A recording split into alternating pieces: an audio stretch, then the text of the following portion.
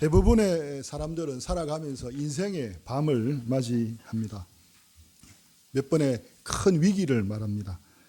아무런 희망도 또 미래도 보이지 않는 캄캄한 밤, 또 절망할 수밖에 없는 그런 캄캄한 밤, 그런 시기를 통과할 때가 있다는 것입니다.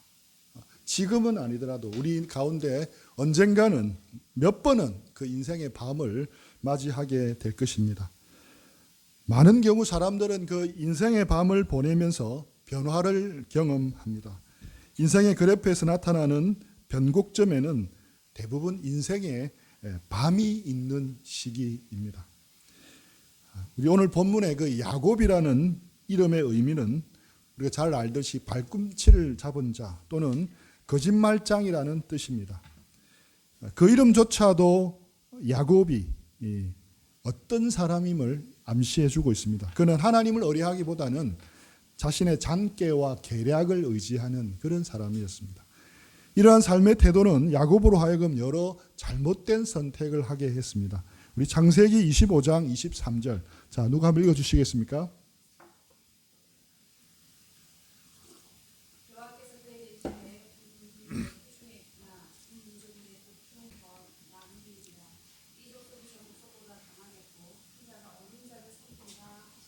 네. 하나님께서 상둥이를 잉태한 리브가에게 하신 말씀입니다. 큰 자가 어린 자를 섬기리라라고 말씀합니다. 그러니까 둘째가 장자가 된다는 그런 충격적인 말씀입니다. 야곱이 형 에서 대신에 장자의 명분을 이어받는 것은 하나님의 계획이었습니다. 리브가에게 주신 하나님의 약속이었습니다. 이러한 하나님의 약속을 기억할 때 야곱은 이 장자의 축복을 얻어내기 위해서 어떻게 해야 했겠습니까? 네, 맞습니다. 그냥 인내로서 기다리면 됐습니다. 할아버지 아브라함도 또 아버지 이삭도 25년을 기다려서 약속의 자녀를 얻었습니다. 야곱 역시 그 약속을 성취받으려면 기다려야 했습니다. 그러나 그는 하나님의 약속을 인간적인 잔꾀로 얻어내려고 합니다. 아버지를 속였습니다. 좋은 말로 잔꾀지만 상속법에 위배될 수 있는 사기극이었습니다. 이삭은 리브가와 야곱의 공모에 넘어가서 야곱이 에서인 줄 알고 축복해 버리고 맙니다. 이렇게 야곱이 아버지를 속이고 장자의 복을 얻습니다. 뒤늦게 이 사실을 알게 된 에서가 분노를 합니다. 분노를 사귈 수 없었던 에서는 동생을 죽이고자 합니다. 이런 분위기를 깨달은 야곱은 더 이상 아버지 집에 머물러 있을 수가 없었습니다. 그래서 그는 외삼촌이 살고 있는 밧단 아람이라는 곳으로 피신을 하게 됩니다. 하루아침에 야곱은 정처 없는 도망자 신세가 되어버린 겁니다. 야곱이 살고 있었던 그 고향 브엘세바에서 외삼촌이 계신 그 밧단 아람까지는 약 800km의 먼 거리였습니다. 우리 28장 10절 11절 야곱이 브엘세바에서 떠나 하란으로 향하여 가더니 한 곳에 이르러는 해가 진지라 거기서 유숙하려고 그곳에 한 돌을 가져다가 베개를 삼고 거기 누워 자더니 야곱은 이 도망길에서 인생의 밤을 처음 경험합니다. 에서가 아직 잠들어 있을 그 새벽 일찍이 야곱은 부랴부랴 길을 떠났을 겁니다. 해가 져서 어두워질 때까지 야곱은 죽을 것 같이 부지런히 걷고 또 걸었습니다. 브엘세바에서 첫 밤을 잔 그 베델까지의 거리는 약 64km입니다. 시속 6km로 시간당 6km를 걸어도 쉬지 않고 11시간을 걸어야 할 거리입니다. 하루에 160리를 걸은 겁니다. 사냥에 능한 에서가 마음만 먹으면 쫓아올 수 있을 것 같아서 또 그거 쫓아오면 아무도 없는 곳에서 언제 어떻게 죽을지 모르기 때문에 쉴 수가 없었던 겁니다. 야곱은 창세기 25장 27절에 보면 조용한 사람이었으므로 장막에 거주하니라는 표현이 되어 있습니다. 야곱은 조용하게 장막에 거주하는 사람이었습니다. 그런 집돌이 야곱이 난생 처음 그토록 멀고 험한 거리를 걸었던 것입니다. 아늑한 장방에 머물러 있던 그는 난생 처음으로 광야에서 돌베개를 베고 노숙을 하게 되었습니다. 밤이 오자 더 이상 형 에서가 쫓아오지 못할 것 같아 그제서야 맨바닥에 주저앉아 버렸습니다.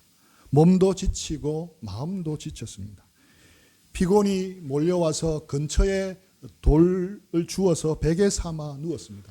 쉽게 잠들지는 못했습니다. 밤하늘이 보입니다. 천국 가득히 쏟아질 듯 반짝이는 수많은 별들이 눈에 들어옵니다. 오늘따라 더욱 쓸쓸하게 느껴집니다.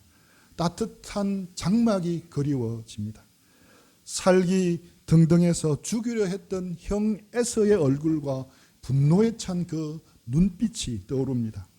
지금까지 자기가 행했던 것을 쭉 돌아보니까 형이 불이 나서 자기를 죽이려 했던 것도 결코 무리가 아니라는 것을 새삼 깨닫게 됩니다. 일단 형의 칼을 피해서 무조건 떠난 것은 잘한 거지만 앞이 지금 보이지를 않습니다. 노여움과 슬픔에 찬 아버지 이삭의 얼굴도 떠오릅니다. 속인 것 때문에 아버지 얼굴을 제대로 쳐다볼 면목도 없습니다. 또 엄마 리브가의 얼굴도 떠오릅니다. 언제나 자신을 지지해주고 편이 되어줘 감싸준 엄마를 생각하니 눈물이 맺힙니다. 눈물을 훔치고 야곱이 주변을 돌아보지만 아무도 없습니다. 혼자뿐입니다.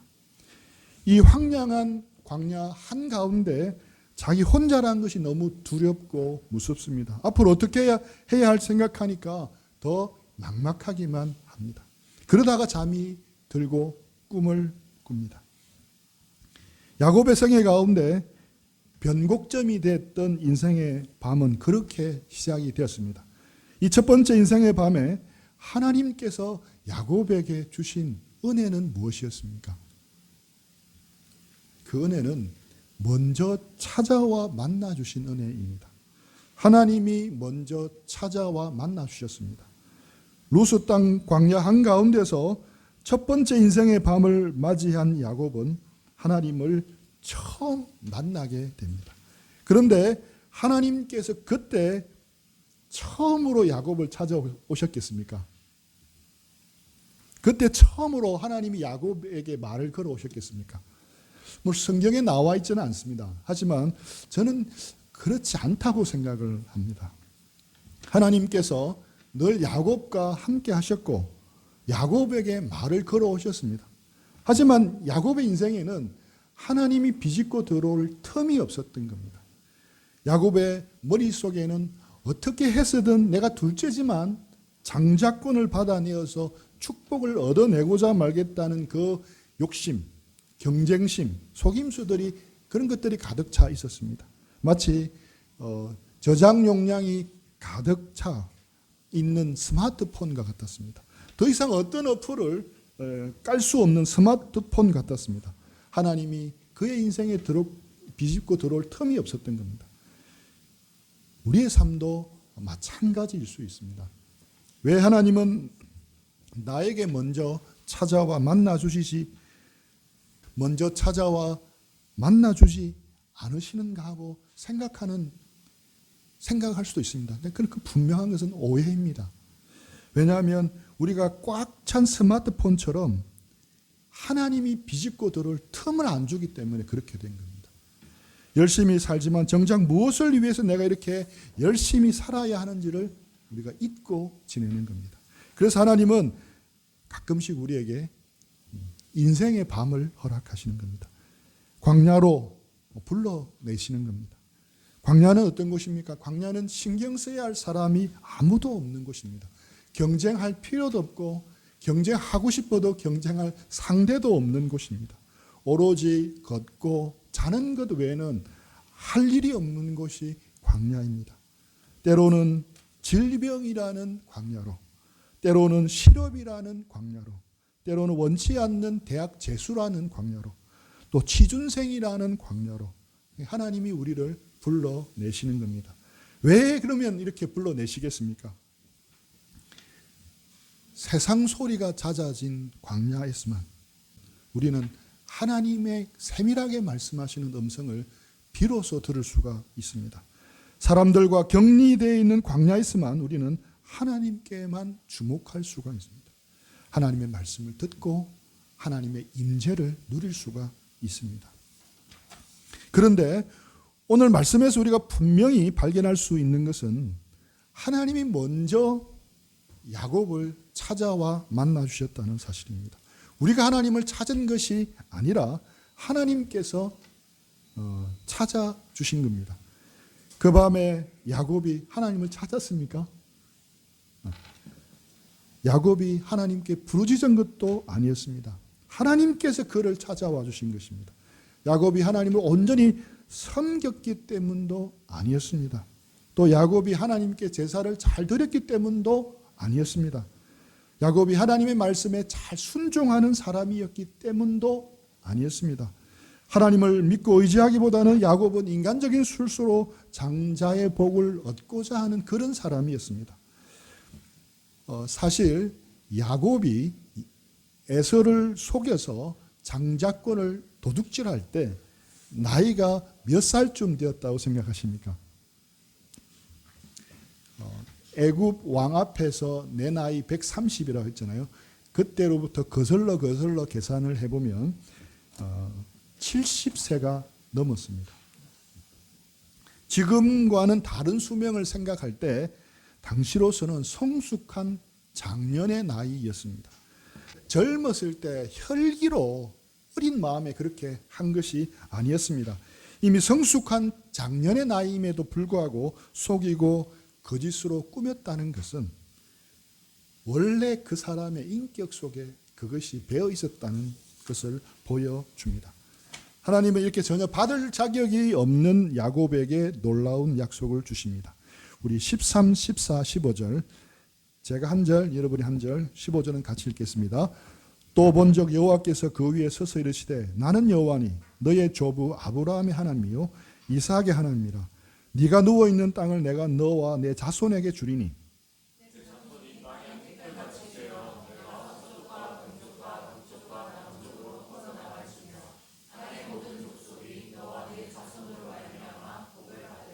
같이 읽겠습니다. 내가 너와 함께 있어 네가 어디로 가든지 너를 지키며 너를 이끌어 이 땅으로 돌아오게 할지라.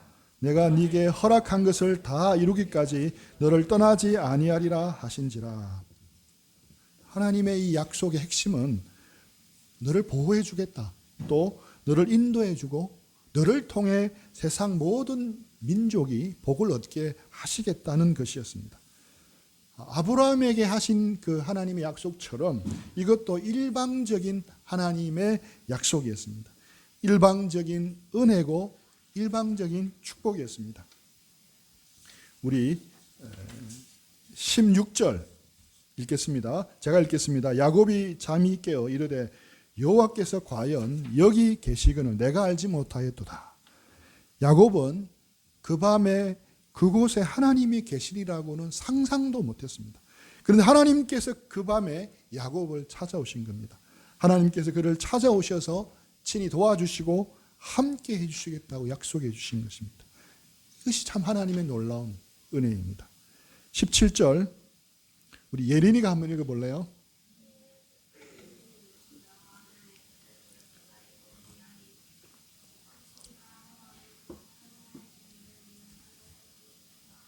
네, 아멘. 야곱은 지금 하나님은 아버지 이삭이 계신 그 브엘세바에만 있다고 생각했습니다. 그러나 하나님은 이 광야에도 계심을 비로소 알았습니다. 이제야 비로소 야곱은 그가 서 있는 이 자리가 바로 하나님의 집인 것을 알았습니다. 또 하나님을 아버지 이삭의 하나님으로만 생각하였는데 그 하나님 바로 자신의 하나님, 야곱 자신의 야곱의 하나님인 것을 깨달았던 겁니다. 지금까지는 내 힘으로 내 욕심으로 살아가는 줄 알았는데 하나님께서 함께하지 않으시면 하나님께서 인도하지 않으시면 살아갈 수 없다는 것을 깨닫기 시작한 겁니다. 18절 우리 예성이가 한번 읽어볼까요?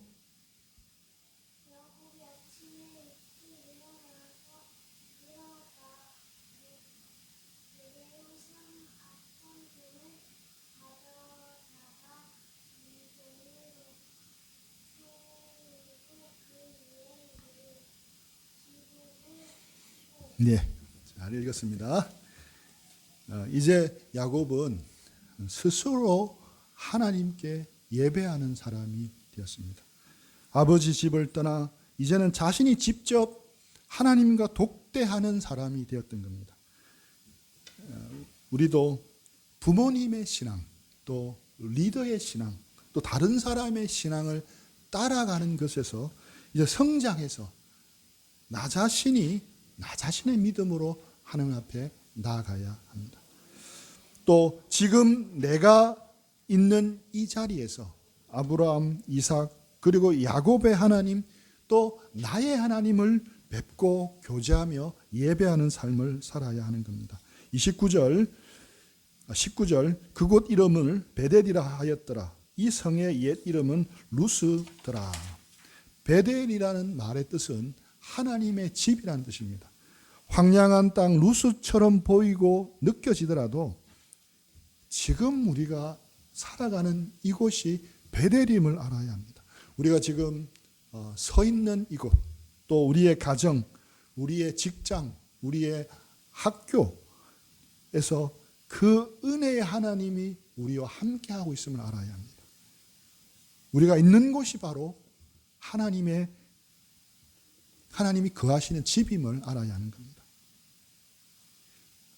제가 그 큰 감동을 받은 동화책이 하나 있습니다. 트리나 폴러스가 지은 꽃들에게 희망을 이라는 동화책입니다. 이 동화책의 주인공이 누굴까요? 예성이 누굴까요? 나비일까요? 네, 맞습니다. 근데 나비이기 전에 처음에는 이 동화의 주인공은 줄무늬 애벌레였습니다. 아래에서 깨어난 이 줄무늬 애벌레는 부지런히 먹으면서 무럭무럭 성장을 합니다. 어느 날 갑자기 줄무늬 애벌레는 부지런히 먹고 자라는 일을 멈추고 자기의 인생을 돌아봅니다. 날마다 그냥 먹고 자라는 것이 전부가 아니고 무언가 다른 깊은 인생의 의미가 있을 거라고 생각을 합니다. 본질에 대해서 질문을 한 겁니다. 사람도 하기 힘든 질문을 애벌레가 하고 있습니다. 그래서 이 줄무늬 애벌레는 정든 나무를 떠나 모험의 길을 시작을 합니다. 새로운 세상의 모습이 신기하다가 이 줄무늬 애벌레는 특이한 광경을 목격합니다. 자신과 비슷한 애벌레들이 어디론가 부지런히 기어가고 있었습니다. 그래서 따라 나섰습니다. 요 제일 뒤에 줄무늬 애벌레 보이나요? 예. 따라가 보니 하늘 높이 치솟은 커다란 기둥이 보였습니다. 가까이 보니 그 기둥은 애벌레들로 이루어진 기둥이었습니다. 하지만 그 꼭대기에 무엇이 있는지 그림처럼 구름에 가리워서 보이지 않았습니다. 그 구름 속에 가려진 꼭대기를 향해서 수많은 애벌레들이 기어 올라가고 있었던 겁니다. 저렇게 많은 애벌레들이 향하고 있는 것을 보니까 그 꼭대기에는 자기가 찾던 무언가가 반드시 있다고 여겼던 겁니다. 줄무늬 애벌레는 잠시 망설이다가 같이 뛰어듭니다. 사방으로부터 밀리고 채이고 밟히고 했습니다. 이 경쟁 사회를 살아가고 있는 우리 인생의 모습 그대로입니다. 줄무늬 애벌레는 다른 애벌레들을 밟고 또 밟고 해서 겨우겨우 한 단계씩 올라갔습니다. 그러던 어느 날 드디어 정상에 오르면 그토록 바라던 정상에 올랐습니다. 기쁨도 잠시, 그 정상에는 줄무늬 애벌레는 그 정상에서 엄청난 것을 깨닫습니다. 기둥의 비밀을 알게 된 겁니다. 기둥의 비밀이 뭘까요? 정상에는 아무것도 없다는 겁니다. 정상에는 아무것도 없, 자기가 그렇게 올라가 보니 구름 위에 있는 그 정상에는 아무것도 없었습니다. 그런데 더 놀라운 것은 그 정상에서 보니 저 멀리 수많은 또 다른 애벌레 기둥들이 보였습니다. 자신이 그렇게 힘들어 올라온 이 기둥은 단지 수많은 기둥들 가운데 하나뿐이었습니다. 숱한 애벌레들이 서로 먼저 기어오르려고 발버둥치고 있지만 알고 보면 사실 아무런 의미가 없는 것이었습니다. 우리가 살아가는 인생도 이 애벌레와 비슷하다는 생각을 해봅니다. 우리도 이 애벌레처럼 꼭대기에 올라갈 수만 있다면 올라가고 싶어 합니다. 우리도 가능하면 그 꼭대기에 우리도 오르고 싶고 또 우리의 자녀들도 그 꼭대기에 올라갔으면 하고 바랍니다. 하지만 남들과의 경쟁에서 이기고 그 정상에 오른 사람들이 한결같이 말합니다. nothing이라고. 정상에 오르면 아무것도 없다라고 말합니다. 힘들게 정상에 오른 줄무늬 애벌레에게 인생의 밤이 찾아옵니다. 그동안 수고해서 얻은 모든 것들이 물거품처럼 날아간 버리는 것처럼 보였습니다. 허탈감을 넘어 분노까지 생깁니다.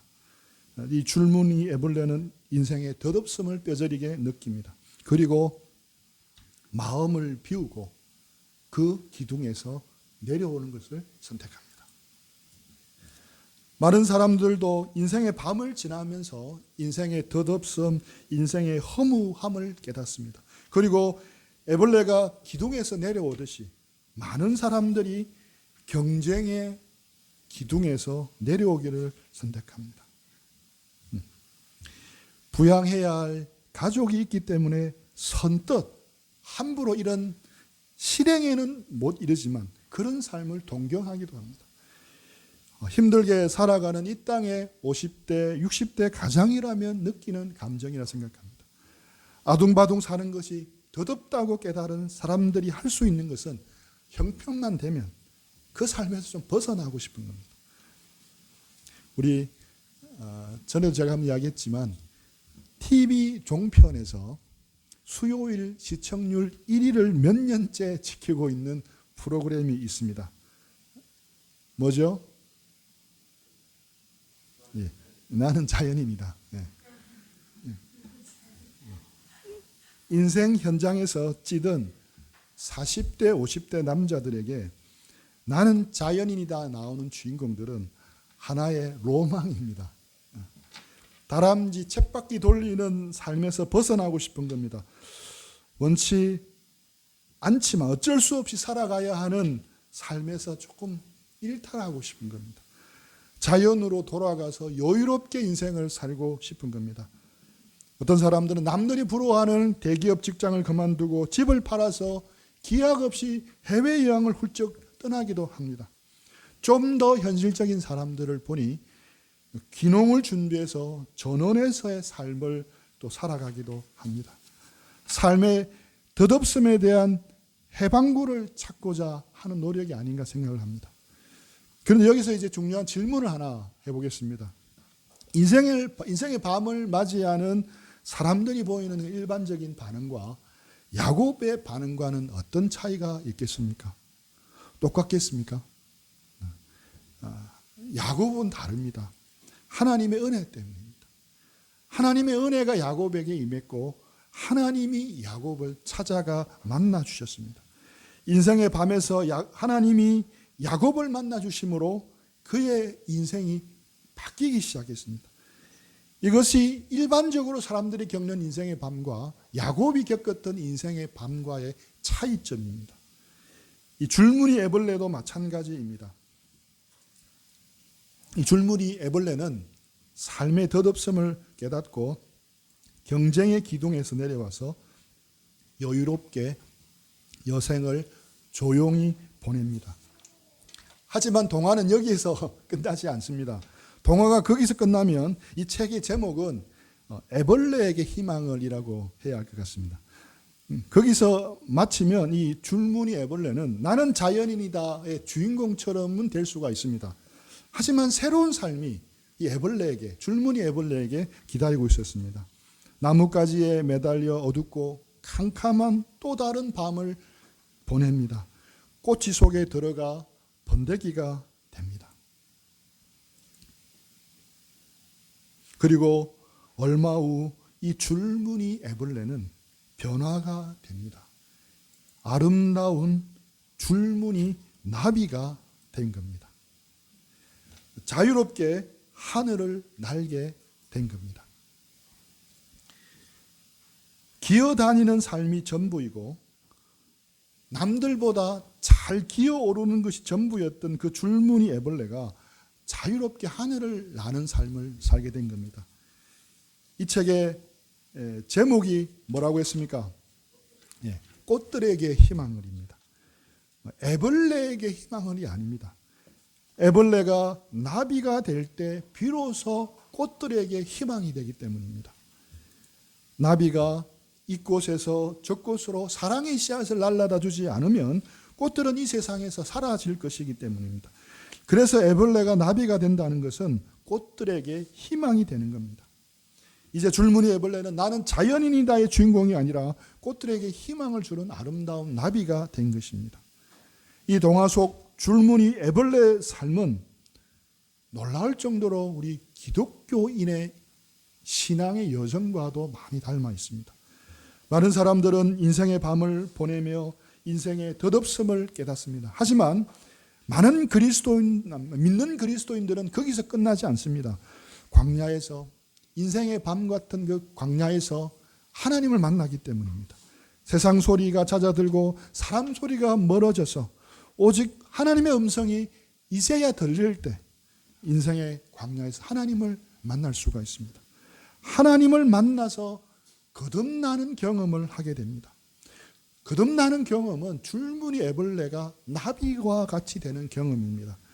2차원 평면에서 기어다니던 애벌레로서는 상상할 수 없었는데 이제는 3차원 공간을 자유롭게 날아다니는 나비의 삶을 살게 되는 것입니다. 그런데 인생의 밤을 지나면서 사람들이 다 이처럼 하나님을 만나면 얼마나 좋겠습니까? 그런데 그렇지를 않습니다. 인생의 밤에 많은 사람은 중독에 빠지기도 합니다. 알코올 중독, 게임 중독, 쇼핑 중독 등등 자신을 방임해서 인생의 밤을 잊으려고 합니다. 또 많은 사람은 인생의 밤에서 혼자 있는 시간, 홀로 있는 시간을 가지기 너무나 의식적으로 무의식적으로 두려워합니다. 그리고 분주함 속에 자기를 묻어버리는 선택을 합니다. 잠시라도 혼자 있으려 하지 않습니다. 그러니까 인생의 밤에서 자기를 직시하지도 못하고 하나님을 만날 수도 없는 겁니다. 지금 시대에 영적 관심도가 떨어지고 사람들이 신앙에서 멀어진다고 하는데 그 이유 중에 하나가 혼자 있는 조용한 시간을 가지기가 힘들다는 데 있다 생각합니다. 홀로 보내는 외로운 시간이 우리 형제 자매들에게는 있습니까? 혼자 조용히 보내는 시간이 있습니까? 오늘날에는 베델에 있는 야곱처럼 혼자 있기가 어렵습니다. 우리는 가는 곳마다 스마트폰을 들고 다닙니다. 그것을 통해 우리는 언제 어디선가 무언가를 보고 있고 무언가를 들을 수 있게 됐습니다. 우리는 조용히 한순간도 있기를 힘들어하는 사람이 되었습니다. 조용히 기다려야 만날 수 있는 분이 있습니다. 그런데 조용한 시간, 조용한 장소가 우리에게는 없는 겁니다. 애벌레와 같이 좀 더 잘 기어다니는 삶을 추구하는 것이 우리의 인생의 본질이 아닙니다. 아름다운 나비가 되어 하늘을 자유롭게 날아다니는 것이 우리가 가진 본 모습입니다. 애벌레가 나비가 될 때 꽃들에게 희망이 되듯이 우리 인생도 우리가 하나님을 만나서 나비가 되는 새로운 삶의 변화를 경험할 때 우리는 비로소 세상의 희망이 되는 겁니다. 중년의 로망인 나는 자연인이다의 주인공을 넘어서 세상에 희망을 주는 복의 통로로서의 삶을 살 수 있는 겁니다. 우리 인생의 밤을 보내고 있는 사람들이 우리 중에 있습니까? 외롭고 또 보잘것없고 황량한 누수 땅에 사는 것처럼 내가 살고 있다고 느끼는 사람이 있습니까? 힘들지만 이것은 기회가 될 수가 있습니다. 늘 찾아오셨고 지금도 찾아오시는 하나님을 바라보시기 바랍니다. 하나님을 만나시기 바랍니다.